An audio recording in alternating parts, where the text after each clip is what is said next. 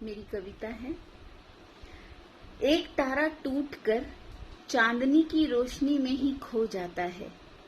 बहुत दूर तक निगाहें पड़ने के बाद अचानक से उसका अस्तित्व ब्रह्मांड के किसी कोने में मौन हो जाता है, कभी ना दिखाई देने के लिए। नदी शांत होकर बहती जाती है, कई घाटों नालों का सामना करती है।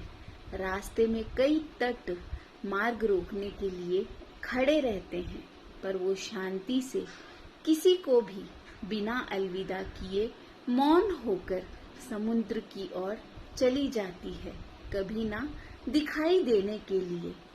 बादल जो चलते हैं पर्वतों को लांघकर, जिसे खबर नहीं है किस दिशा में उसको जाना है, अपनी उदासी को स्वयं के भीतर समेटते हुए चला जाता है, बिना कोई पैगाम छोड़ते हुए। ऐसी ही मनोस्थिति उस इंसान की होती है जो संवेदनशील होता है, भावनाओं से भरा होता है।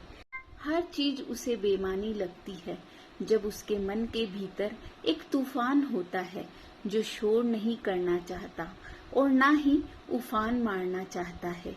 वो रूठने, मनाने, शिकायत, नाराजगी की प्रक्रिया से मुक्त हो जाता है, वीरान हो जाता है भावों के बंधनों से।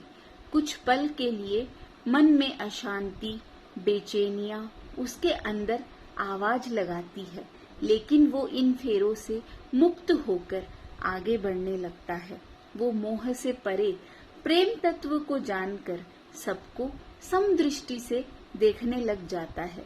वो इंसान किसी से नफरत नहीं कर सकता है, लेकिन जो मन की पीड़ा किसी से नहीं कह सकता है, वो मौन की ओर चला जाता है और वहां से शुरू होती है उसकी नई यात्रा, आध्यात्म की यात्रा, आध्यात्म की ओर अग्रसर वैराग की यात्रा, आध्यात्म की ओर अग्रसर वैराग की यात्रा। धन्यवाद।